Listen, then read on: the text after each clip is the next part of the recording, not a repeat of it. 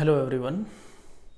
बच्चों, electricity chapter के video series के अंदर आज हम ओम्स लॉ को पढ़ने के बाद में पेज नंबर 209 पे इन टेक्स्ट क्वेश्चंस एक्सरसाइज दी हुई है। उन क्वेश्चंस को हम अभी सॉल्व करेंगे और उन क्वेश्चंस के प्रॉब्लम्स को देखेंगे। सो बच्चों, स्टार्ट करते हैं। जो प्रॉब्लम हम डिस्कस करने वाले हैं वो आपकी एनसीईआरटी बुक के अंदर पेज नंबर 209 इन टेक्स्ट प्रॉब्लम्स हैं। तो प्यारे बच्चों, उनमें पहला अपना क्वेश्चन है, on what factors does the resistance of a conductor depends. तो प्यारे बच्चों, इस फर्स्ट क्वेश्चन का अगर मैं आंसर करना चाहूँ तो I have already told you, किसी भी एक कंडक्टर, मान लो मैं एक कंडक्टर लेता हूँ, उसका क्रॉस सेक्शन एरिया A है, उसका लेंथ L है और बच्चों उसका रेजिस्टिविटी रो है। तो प्यारे बच्चों, उसका रेजिस्टेंस अगर मैं R मानूँ तो R जो है वो होगा रो L बाई A। यहाँ से हमें क्लियरली पता लगता है बच्चों, ध्यान से सुनना अभी जो मैं बोल रहा हूँ, रेजिस्टेंस किसी भी एक कंडक्टर या एक वायर का उसकी लेंथ पर, उसके एरिया ऑफ क्रॉस सेक्शन पर और उसकी रेजिस्टिविटी पे डिपेंड करता है, किसी भी एक गिवन टेम्परेचर के ऊपर। अगर बच्चों हम टेम्परेचर को चेंज करते हैं तो ये भी चेंज होता है। तो बच्चों ध्यान, अभी तक जो आपने पढ़ा उसमें सबसे इम्पोर्टेंट बात जो अभी मैं बता रहा हूँ उसको ध्यान से सुनना, बड़े काम की बात है ये। रेजिस्टेंस डिपेंड करता है इन तीन क्वांटिटीज़ पे, जबकि जो ये रो है ना, रो मीन्स रेजिस्टिविटी।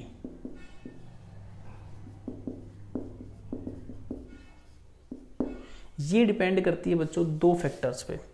पहला फैक्टर है टेम्परेचर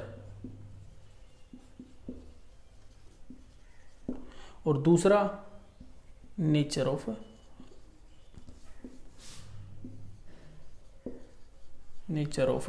मटेरियल। बच्चों इन दोनों का मीनिंग समझिए। अगर मैं किसी कंडक्टर का टेम्परेचर चेंज कर देता हूं जबकि उसके मटेरियल को, यानी उसके नेचर ऑफ मटेरियल को चेंज नहीं करता हूं, तो उसकी रेजिस्टिविटी चेंज होगी और उसका रेजिस्टेंस भी चेंज होगा। और मैं मान लो टेम्परेचर कांस्टेंट रखता हूं और कंडक्टर का नेचर ऑफ मटेरियल चेंज कर देता हूं, तो भी बच्चों रेजिस्टेंस और रेजिस्टिविटी दोनों ही चेंज होगी। तो आप इनडायरेक्टली ये कह सकते हैं कि भाई रेजिस्टेंस डिपेंड करता है इन तीनों पे और रेजिस्टिविटी जो डिपेंड करती है वो इन दो पे। तो जो टोटल फैक्टर्स होंगे जो अफेक्ट करते हैं रेजिस्टेंस को, वो है बच्चों लेंथ, एरिया, टेम्परेचर और nature of material. Is it clear? तो बच्चों मैं लिख रहा हूँ, इस क्वेश्चन का आंसर होगा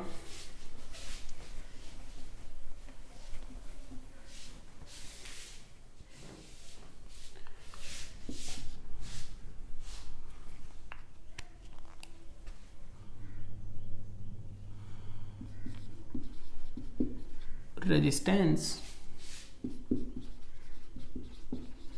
of a conductor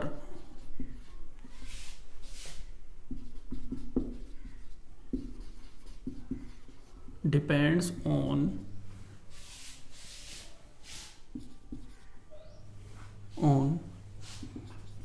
its length,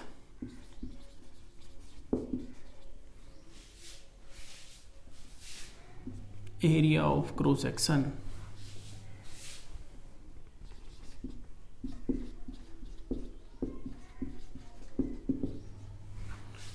and its resistivity।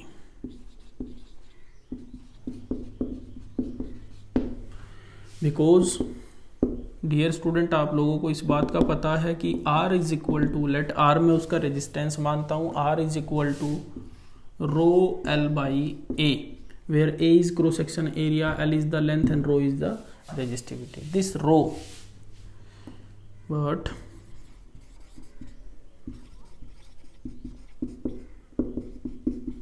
resistivity depends on, one is temperature of conductor temperature and nature of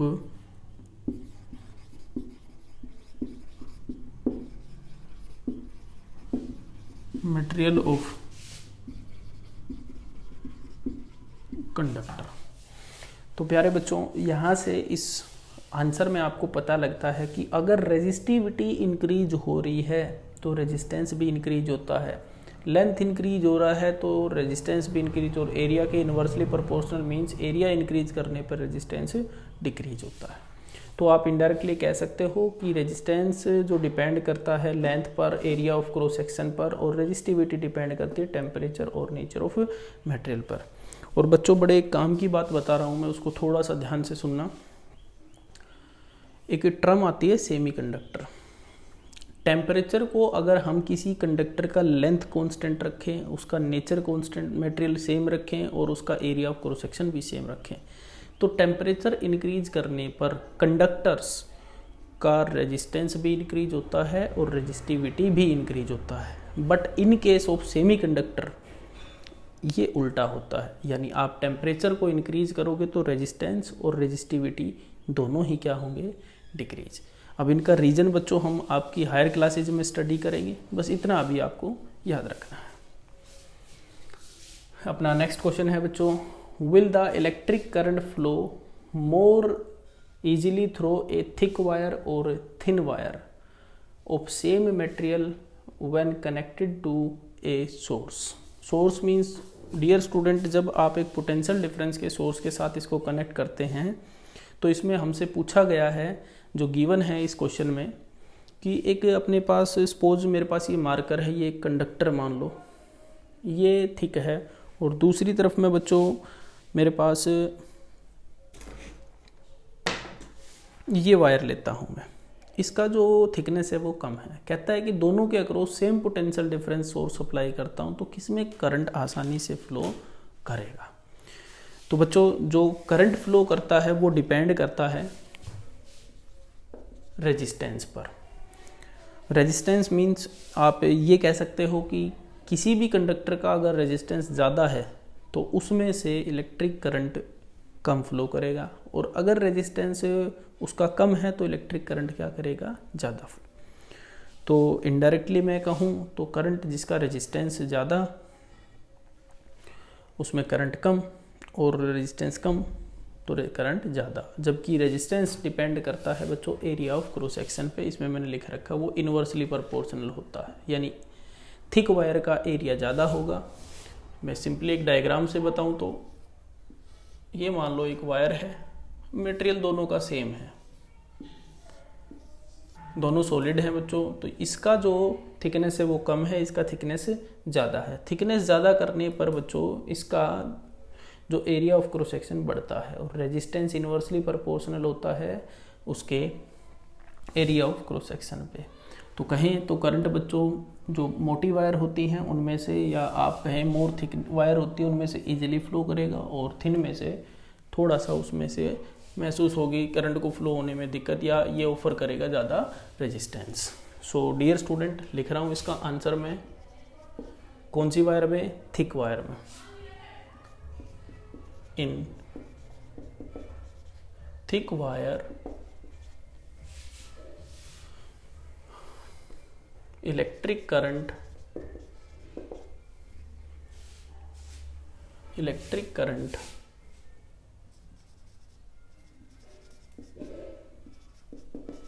will flow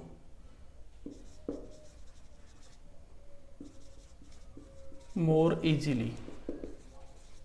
अब बच्चों हमें ये भी बताना है कि क्यों, because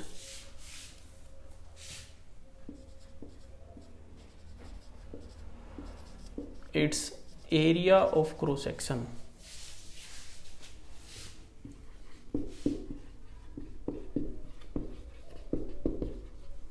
is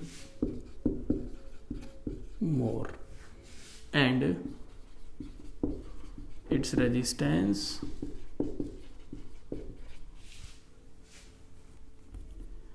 is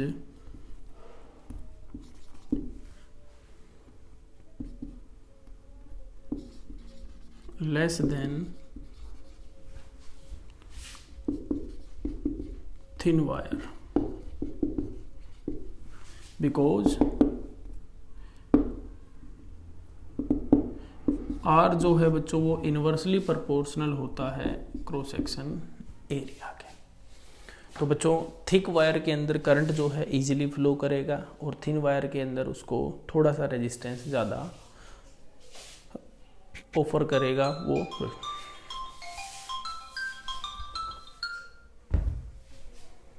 next question है बच्चों अपना,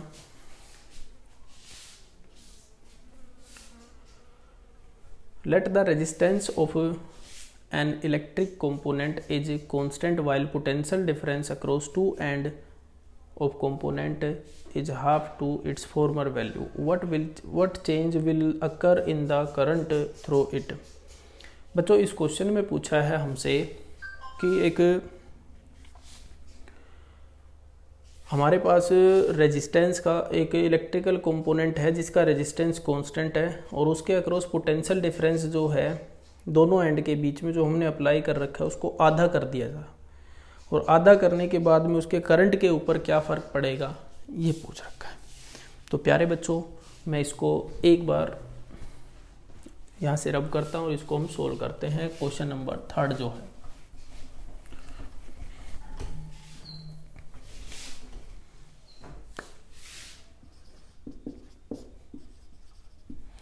सो डियर स्टूडेंट मैं मानता हूँ मेरे पास एक कंपोनेंट है, उसका रेजिस्टेंस गिवन जो है वो कितना मान लिया आपने R। आपने जो पोटेंशियल सोर्स अप्लाई किया है एक बैटरी की हेल्प से वो V वोल्ट का है। तो कहता है बच्चों केस फर्स्ट में अगर इसका हम हाफ कर देते हैं तो इसके ऊपर मान लो करंट जो फ्लो कर रहा है वो I है पहले केस में। तो इसके करंट पे अगर मैं इसको हाफ इस वोल्टेज को हाफ कर देता हूँ या इस पोटेंशियल डिफरेंस को हाफ कर देता हूँ तो करंट के ऊपर क्या फ़र्क पड़ेगा। तो बच्चों मैं मानता हूँ लेट पहले केस में R is the resistance of component.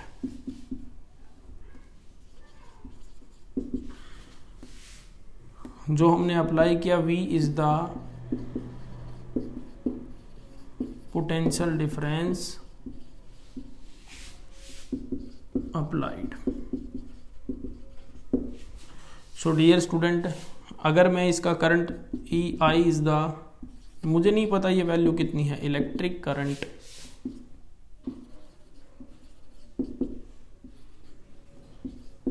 Flow through component. तो डियर स्टूडेंट इन तीनों का जो रिलेशन होगा ओम्स लॉ के according it is equal to V is equal to R into I। इसको मैं 1 कंसीडर कर लेता हूं।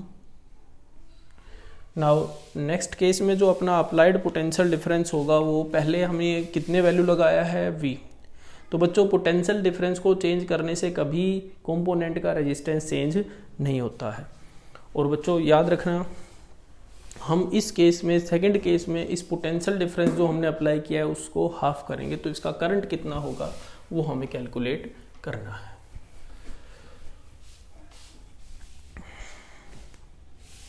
सो dear student in case second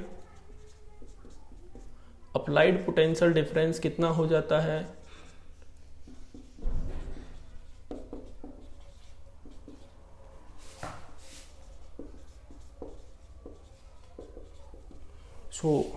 बच्चों पोटेंशियल डिफरेंस पहले अपने पास V था तो इसका half it is equal to V by 2। Resistance क्या रहेगा बच्चों सेम, क्योंकि रेजिस्टेंस अप्लाइड पोटेंशियल डिफरेंस पे डिपेंड नहीं करता है, हमें करंट निकालना है। तो क्या होगा बच्चों न्यू करंट में मान लेता हूं it is I1।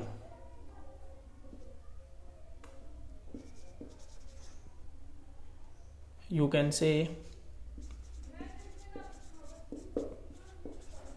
setup in component। So dear student R it will not change. R क्या रहेगा same, R is the resistance. So तीनों का रिलेशन जो बनेगा इस केस में बच्चों, डायग्राम से अगर आप समझना चाहो तो ये वो कंपोनेंट है, इसका रेजिस्टेंस सेम रहेगा आर। यहाँ पर हम जो पोटेंशियल डिफरेंस अप्लाई करेंगे एक बैटरी की हेल्प से वो V/2 होगा और करंट जो है वो I1 है। तीनों का रिलेशन ओम्स लॉ के अकॉर्डिंग अप्लाइड पोटेंशियल डिफरेंस बच्चों, अप्लाइड पोटेंशियल डिफरेंस है V/2 is equal to R into new current है I1।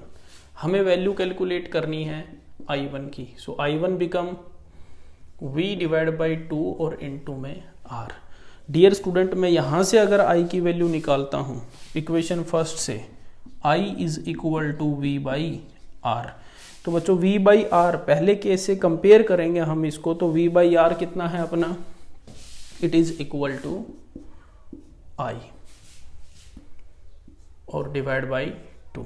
सो डियर स्टूडेंट, यहां से I1 की जो वैल्यू आई है अपने पास, I1 is equal to I divide by 2।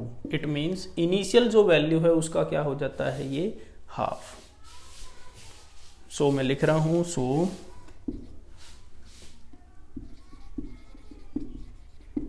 Electric current become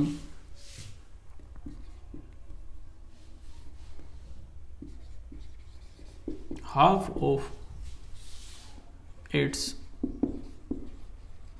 former value। इसकी पहले वाली जो वैल्यू है बच्चों उसका क्या हो जाएगा, ये हाफ। ये था अपना थर्ड क्वेश्चन। बच्चों उम्मीद करता हूँ ये क्वेश्चन आपको समझ में आ रहे होंगे। इन टेक्स्ट एक्सरसाइज के क्वेश्चन है 209 पेज के ऊपर। सभी बच्चे, अगर किसी को कोई भी प्रॉब्लम हो तो आप कमेंट कर सकते हैं। And the last one is,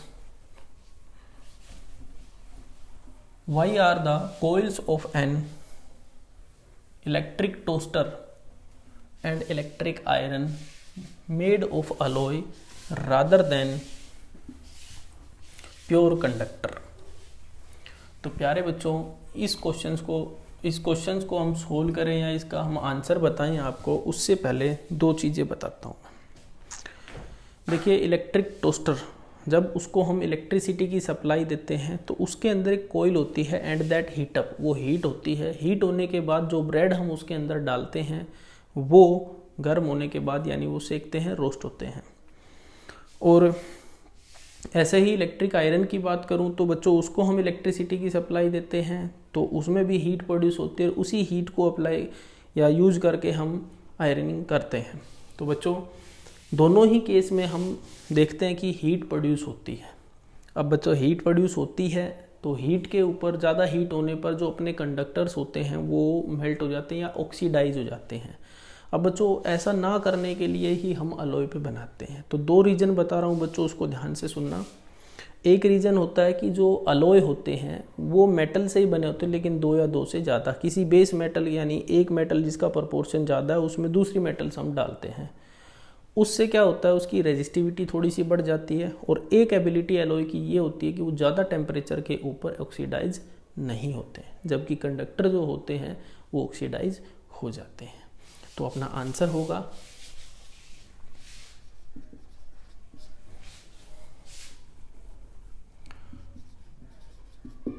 resistivity of alloys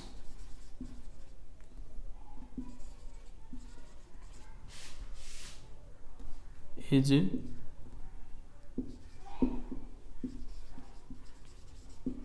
greater than, ये दो रीजन है बच्चों, ग्रेटर देन प्योर मेटल और you can say conductor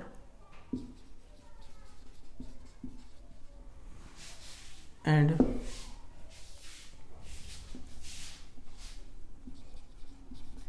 alloy alloys cannot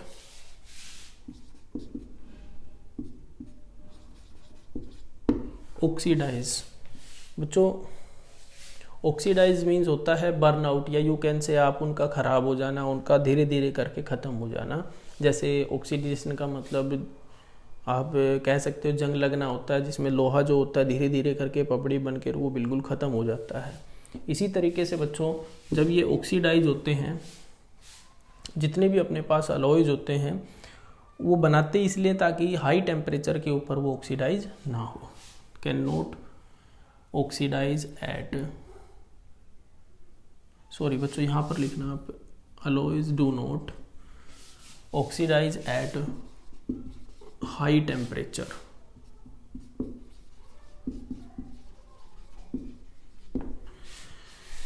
तो बच्चों ये दो प्रॉपर्टी थी अलॉयज की जी, उसी की वजह से हम इलेक्ट्रिक हीटर के अंदर और टोस्टर के अंदर इसको यूज करते हैं। पहली प्रॉपर्टी रेजिस्टिविटी अलॉयज की थोड़ी सी ज़्यादा होती है, किससे, प्योर कंडक्टर से, जिससे उसके अंदर हीट जो प्रोड्यूस होती है वो थोड़ी सी ज़्यादा होती है।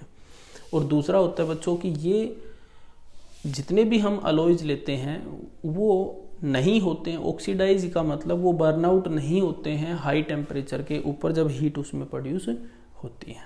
तो बच्चों ये थे इन टेक्स्ट क्वेश्चन, और एक इन टेक्स्ट क्वेश्चन आपकी ही बुक के अंदर उसी के साथ एक्सरसाइज के अंदर दिया हुआ है बच्चों। उसमें पहला पार्ट दिया हुआ है कि एक टेबल आपकी बुक के अंदर जो पिछले हमने प्रीवियस लेक्चर में दी थी, उस टेबल के अंदर आपको दो एलिमेंट बताए गए हैं या दो कंडक्टर बताए हैं, उनकी रेजिस्टिविटी को कंपेयर करके बताना है कि कौन सा मटेरियल ज़्यादा अच्छा कंडक्टर है और कौन सा नहीं है। तो बच्चों ध्यान से सुनना, जिसकी रेजिस्टिविटी कम होगी वो उतना ही अच्छा कंडक्टर होगा, और जिसकी रेजिस्टिविटी ज़्यादा होगी वो उतना ही बैड कंडक्टर होगा। तो बच्चों उस टेबल को देख के उन दो क्वेश्चंस के आंसर आपको देने हैं। Thank you.